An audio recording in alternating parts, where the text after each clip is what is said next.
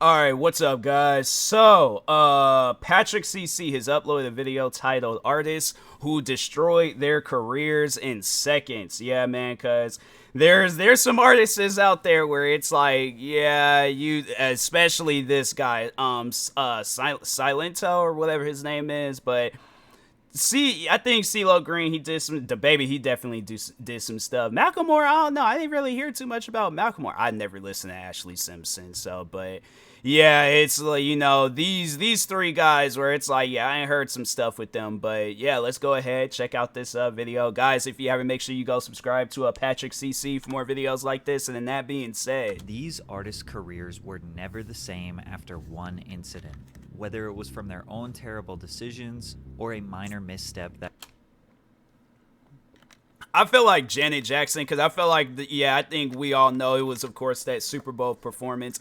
I don't know. I still feel like she's maintained her name. Like, that was, like, one, unfortunate situation, but I still feel like that, yeah, she's doing okay. That's somebody where I'm like, no, I don't think Janet Jackson has ever gotten to a point where she's fallen off. Like, she is a Jackson. She is talented. Like, there's no, I refuse to believe that. But anyway, that got blown out of proportion. Today we're going to discuss them all, starting with Macklemore, who leaked a text message that made everyone question what they thought they knew about him.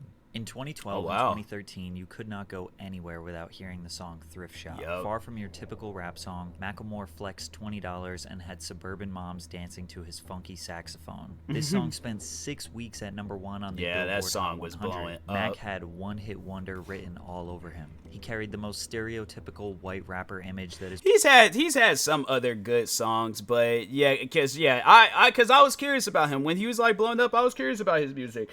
And I had to say, like, one song where it's like I've listened to that far more than I've listened to Thrift Shop is he did, like, it was a very touching song called Kevin. That was a very, very moving song. And and then he has like other songs and stuff where I'm like, okay. He has one song where it's like, yeah, if I'm in Seattle, and he got this song called Downtown, because he's from Seattle. So, but yeah, there's this song called Downtown, and I'm like, yeah, man, he has other good music. It's just that he should have been promoting that music more, and then let Thrift Shop do its thing. But anyways, is perceived as corny by hip-hop culture, but he proved everyone wrong with his second hit, Can't Hold Us, which spent 5 weeks at the #1 spot. This track was definitely more of a standard pop track, but 2 Billboard #1s in his first year as a mainstream artist stamped that he was a force to be reckoned with.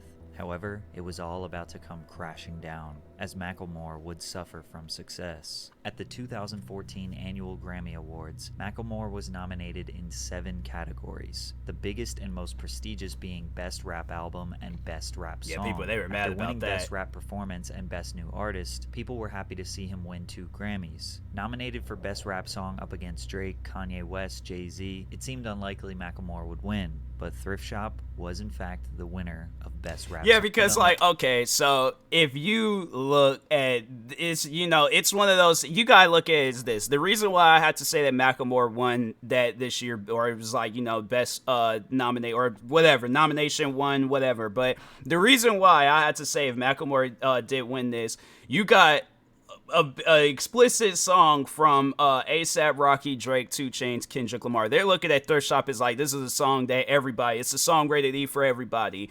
Holy Grail, it's a good song. I had to say I've listened to all of these songs a lot more than Thrift Shop.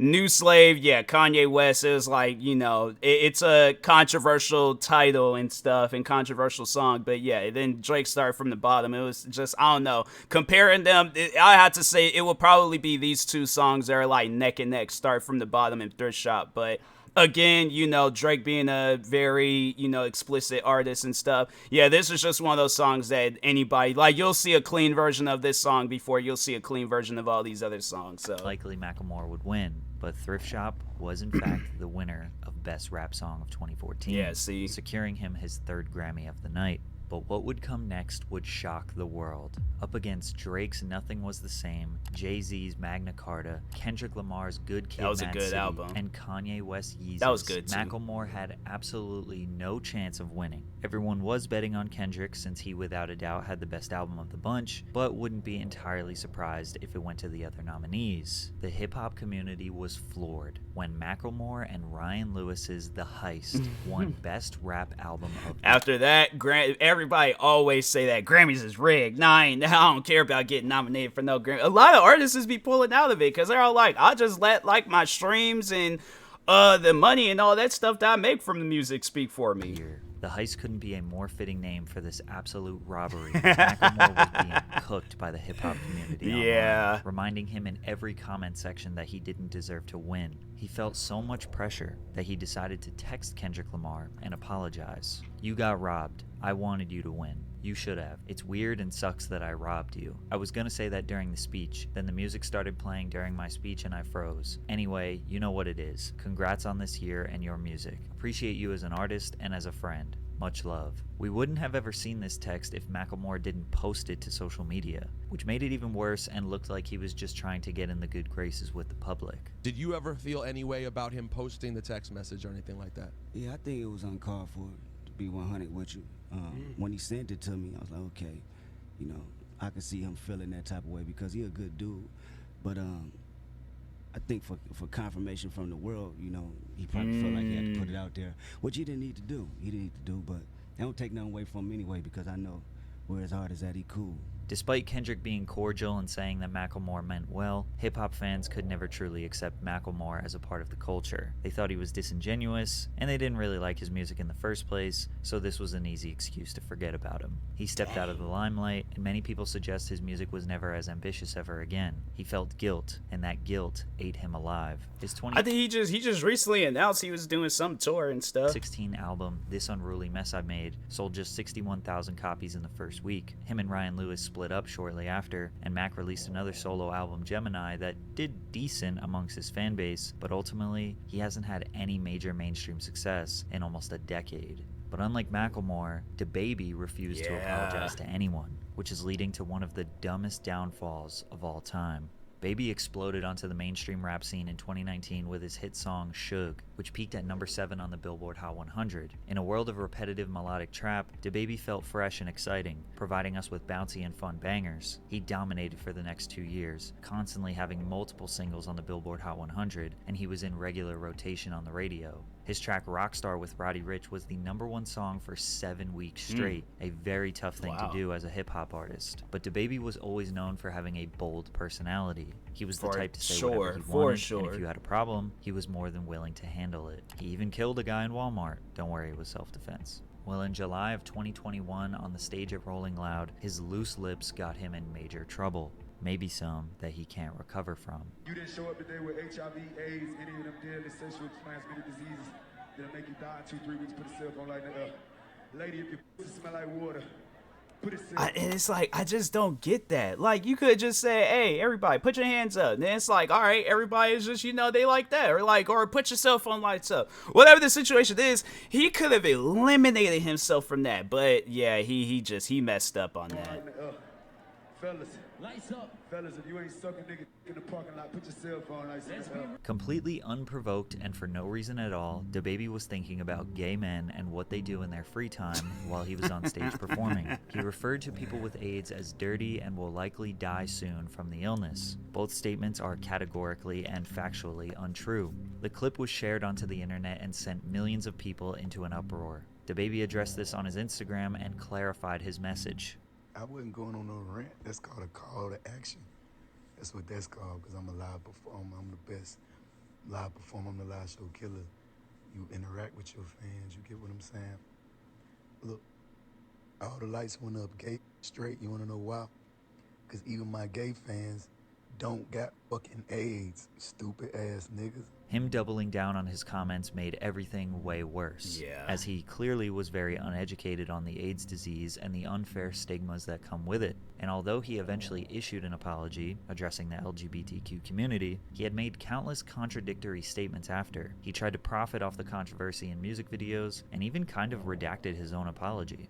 if I say what I say to get people to raise their cell phones and it's misinterpreted by people who watch a 5-second clip at home, you're not supposed to understand what's going on. You couldn't raise your cell phone if you wanted to, so you ain't supposed to be able to digest a clip, you know what I'm saying? A clip that had been altered. But I feel like that clip said everything that it needed to say. It wasn't like it got like halfway through the sentence. It was literally, unless you, before that clip, you say, hey, this next part that I'm about to say, it's not, I'm just saying it just to say it, or, you know, I'm lying, or whatever the situation is, like if he had said like, hey, I'm about to say something to just go controversial, you know, get some controversial feedback, or, you know, just something on the internet, it's like, yeah, bruh, you said what you said, like, you can't come back from that. And shorten with a narrative to go along with it, with enough people driving it, it's gonna do what it do. From here, he got kicked off every major festival in 2021 that he was supposed to perform at, and even when he did perform, he was booed and had garbage thrown at him. A-list celebrities and fellow collaborators condemned him, but the controversy continued. He got into fights, tormented and broke down the mother of his child on Instagram, tried to kiss one of his fans without consent. DaBaby was not trying to save face. He just kept saying, "I'm sorry for being me." His ticket sales plummeted, which resorted to him offering buy one get one free deals to fill out the venues. One report alleged that he only sold 500 tickets to a venue that holds 14,000 people. Wow. And he claims to have lost $30 million because of the controversy. Like what were the a L's? week or two after, $30 million, $30 million that I would have had before the ball dropped 2021. So this happened rolling out with July.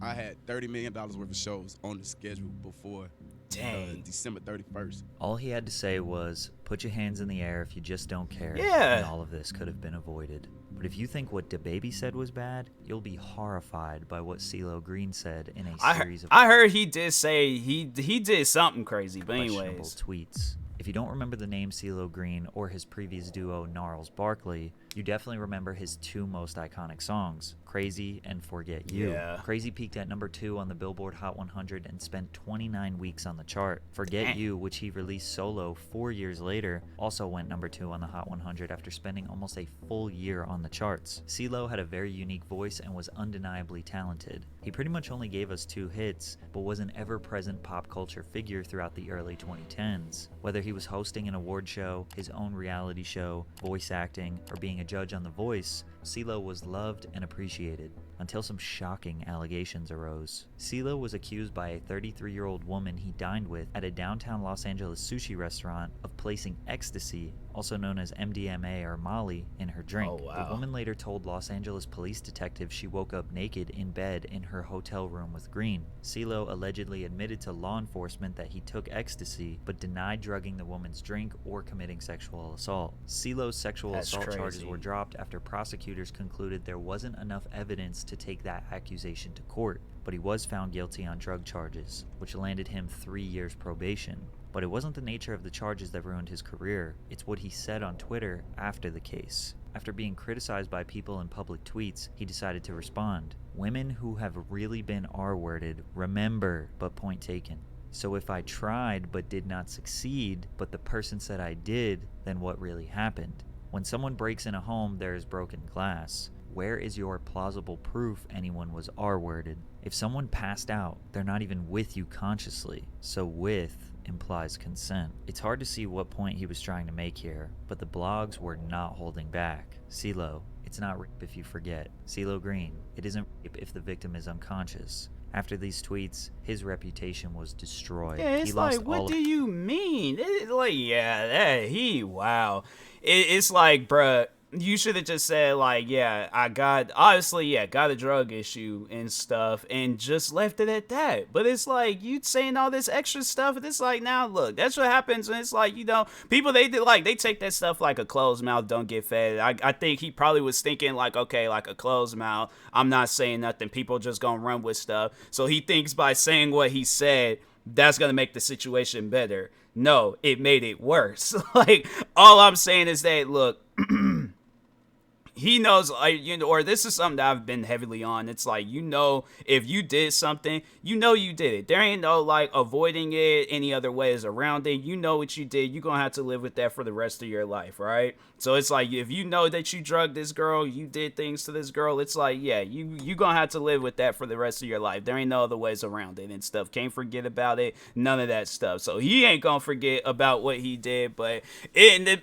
overall, like, what I mean by that, it's like, no, it's going to eat at him. It is going to eat him up that he did something 100% wrong to this girl, and then he's going to try to, like, fight around it like he didn't do nothing wrong, or going to try to defend it. And it's like, nah, bro, you just weird for that. His live performance bookings, he quit The Voice to avoid being fired, his TV show was canceled, and he basically disappeared from the pop culture zeitgeist, pretty much surviving off royalties and small film roles here and there. But I guess him and I are friends now? Yo, Pat, what's up, man? I'm assuming that your friends call you Pat. My friends do call me Pat, so... And I consider myself to be one of your friends. The next person on our list lost her career from something that was totally out of her control. In fact, it may have even been a setup. Janet Jackson is a woman who needs no introduction. She is the youngest of the 9 iconic Jackson family siblings. Although she was not a part of the original Jackson 5, she would go on to have a massive solo music career. Jackson signed the first of 2 record-breaking multi-million-dollar contracts with Virgin Records, establishing her as one of the highest-paid artists in the industry. She was named by Billboard magazine in the 90s as the second most successful recording artist of the decade in the United States after Mariah Carey. Over 100 million records sold, 10 Billboard #1 songs, 27 top 10 hits. She is easily the most successful artist on this list, which is why her downfall is even more tragic. The Super Bowl in America is always the most watched televised program every year, with an average of around 100 million people watching the game. The halftime show has historically been a major milestone in an artist's career, as it is the biggest stage they will likely ever be on. In 2004, Janet Jackson was asked to do the show, but not by herself, which was surprising since she easily had enough hits to do a full set. Instead, she only got to perform 2 of her songs. The other time was filled out by Justin Timberlake, Diddy, Nelly, Kid Rock, and Jessica Simpson. The very last song of the performance was Justin's hit song, Rock Your Body, in which Janet assisted him. The two met at the center of the stage to pose for the grand finale. Justin reaches across Janet's body and pulls off the chest piece of her costume, exposing her breast to 90 million people. The wardrobe malfunction is considered the biggest controversy in televised history. This incident was actually the inspiration for YouTube because of the difficulty finding footage to rewatch online. Now, to some degree, this was planned. What? Justin's nah, bro. There is no way. Intention was to pull the leather piece off her chest and expose the red underneath, but he ripped too much. In the split second the camera was on Janet, you can see her look down in shock. She tried to cover herself while Timberlake stood holding the ripped pieces of her costume and bra. The FCC received more than 500,000 complaints after the performance. CBS was fined $550,000, and the halftime sponsor, AOL, demanded a return of the $10 million advertising cost they paid to the NFL. Justin apologized, MTV apologized, Janet apologized, even though she later regretted it because it was an accident. The media went into... Yeah, it's like, what did she have to apologize for? It wasn't, bruh, it's not like, okay... Because you can, bro, I don't know how many times I've seen videos where it's like, yeah, like, there's just outfits and clothes. So, like, one show that I watched where, like, you know, some wardrobe malfunctions that then happen throughout, like, you know, the history of the show is wrestling, WWE, you know, like Monday Night Raw, Friday Night SmackDown, all that stuff. I've seen at times where it's like the screen will either go black, next thing you know, you go on Twitter, you see some wrestlers trending, then you're all like, why are they trending? Their match wasn't even the main event, what's going on? Next thing you know, they're all like, oh yeah, freaking this wrestler's butt got exposed during an episode, and it's like, wow, oh, so that's why. But it's like, my thing is this, I feel like that has to be, the only person I feel like that should be apologizing is the person that's out here grabbing. So yeah, Justin Bieber, you know, or Justin, what am I talking about? Justin, there's too many Justins, bro. Justin Timberlake. Bieber was even an artist at this. Well, he was a kid, but he just wasn't doing his thing at this time, all right? But anyways, yeah, Justin Timberlake, and it says Justin Timberlake right there. Yeah, anyways, we're gonna move on. We're gonna cut that part out. But no, I'm saying though, but it's like him apologizing, MTV, CBS, everybody, I get that. Janet Jackson, I feel like she did not have to apologize, and I feel like her career should have not been damaged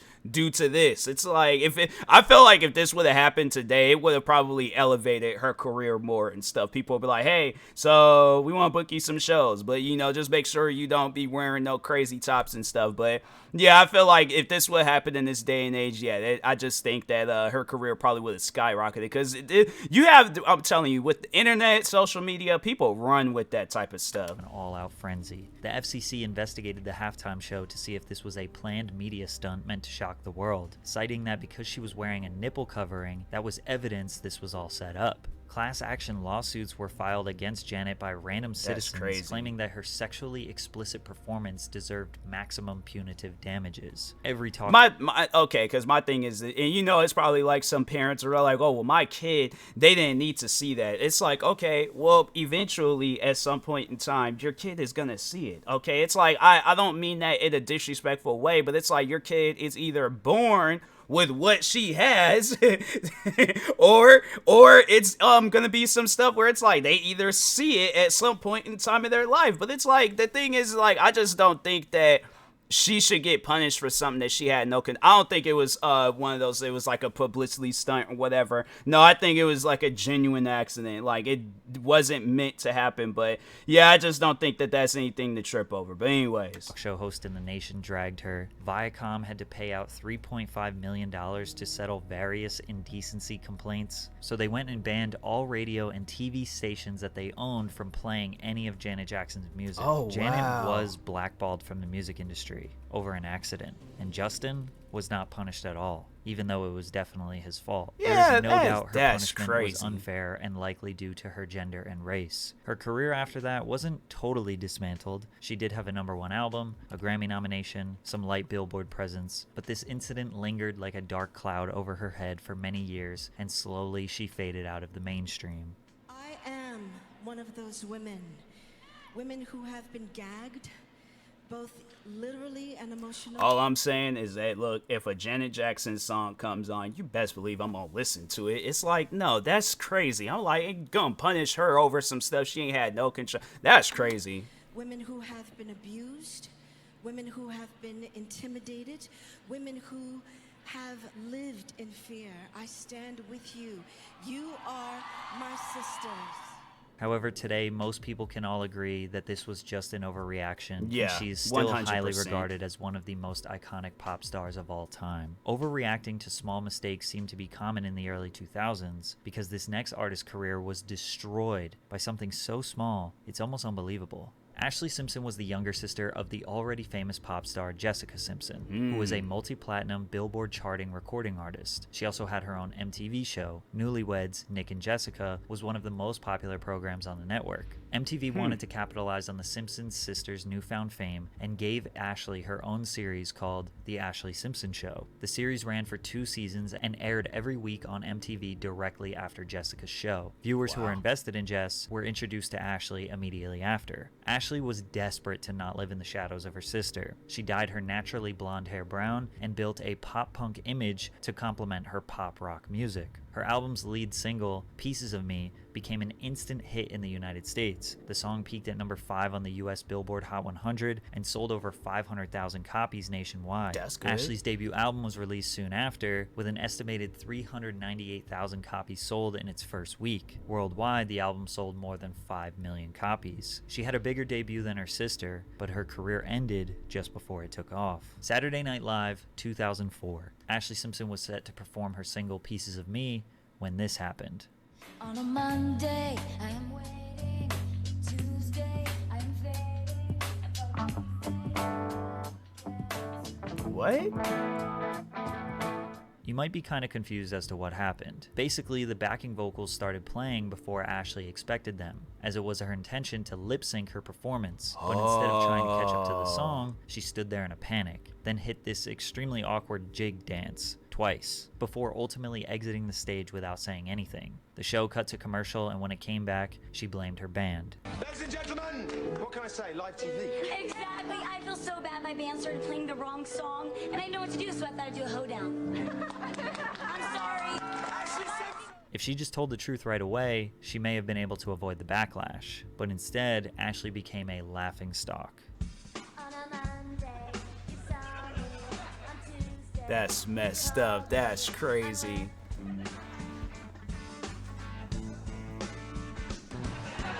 Dang.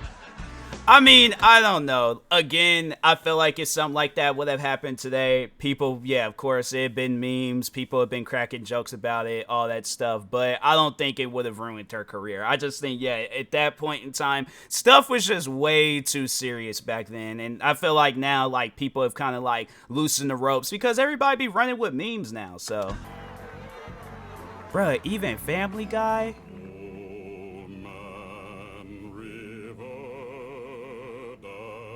That's crazy. That's crazy, man. Even news anchors poked fun at her. Sister's performance on Saturday Night Live was, well, out of sync, you could say.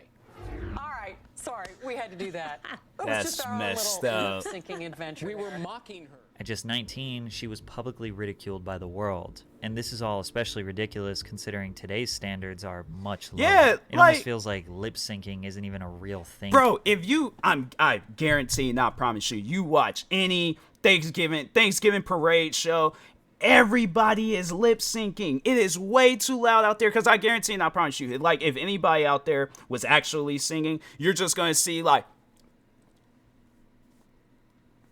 and that's it. That's all that they're gonna, because it's like you got a crowd going crazy. You're gonna hear the song, of course, but it's like it's too loud out there, bruh. So yeah, it's one of those things. Plus they're outside, so yeah, it's one of those things where it's like it ain't gonna work. So that's why, yeah, a lot of the times they be lip syncing and stuff. So yeah, it's one of those things. I don't think that her career should have gotten any sort of punishment and stuff, but that's wild. Anymore. Half of my favorite artists at their live shows just let the song play, jump around, and yell random ad-libs. Even though Ashley was a decent performer, and she did have an opportunity to redeem herself on various late-night shows, nobody cared. Nobody wanted to give her a second chance. It was too much fun to make jokes and boo her off stage. Wow.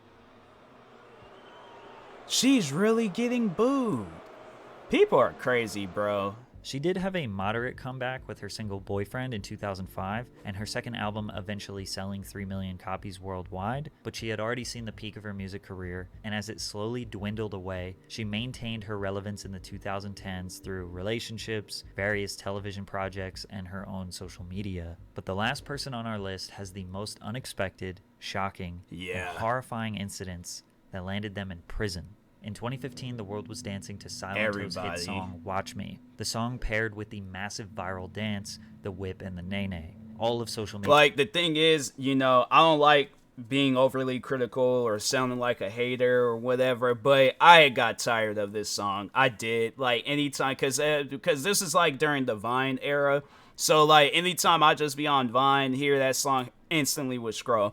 It just got overplayed, bruh. It's like when songs get over, I think if, like, okay, one day, all right, yeah, cool, chill. But freaking months, bro, years, people still playing. Nah, I was like hanging out with people and they playing the song in their radios. I'm like, nope, I can't do it. It's like it's one of those things where I'm like, turn it off. I'm like, it's one of those things where it's just, yeah.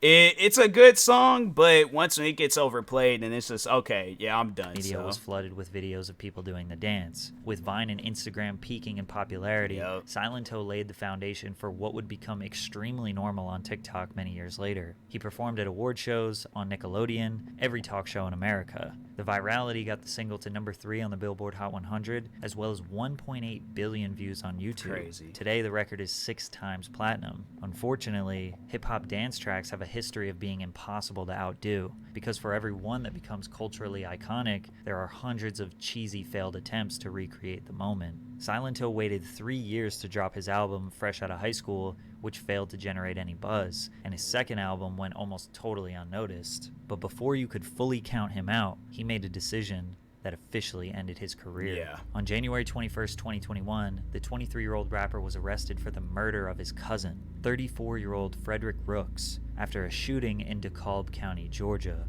Police said officers... I thought it was a different, maybe, I don't know, maybe it did happen and it happened afterwards or beforehand, but I had somebody else confused found with. Rooks suffering from multiple gunshot wounds at a home off of Deep Shoals Circle. He was pronounced dead at the scene. Investigators did not have a suspect at the time. Responding officers were able to obtain video from the security cameras of multiple residents and later identified Hawk, or Silento, as the gunman. Silento was arrested February 1st, 2021, and then later indicted by a Georgia grand jury on 4 felonies: 1 count of malice murder, 1 count of felony murder, aggravated assault, and gun possession during the commission of a felony. As of now, the court has deemed Silento unfit for the safety of the public and will remain incarcerated until further trial. Since the trial has not started yet, we don't know how he did it. We don't know why he did it. Oh, and we don't know how long he might be in jail. But we do know is that his career is officially over. Oh yeah,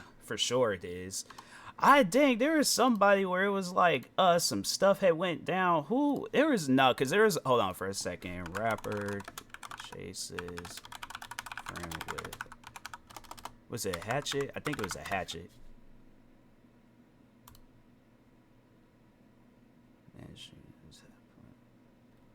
Nope, was it an axe? It might have been an axe. I mean, I feel like U.S. charged with murder. Who knocked? It was somebody. They knocked on the person's door with a. After Wilden. So he did get arrested for that too. So no, it was so dang, he got arrested. Then he got arrested for that's crazy. So he got arrested even for the murder. Dang, he did 2 crazy things. That's wild. Cause it's cause there was like he went to his somebody's house looking for their his girlfriend, but he had a hatchet, and so or an axe. What is it? Arrested and inflicted corporal injuries on a spouse, and he was released the following day.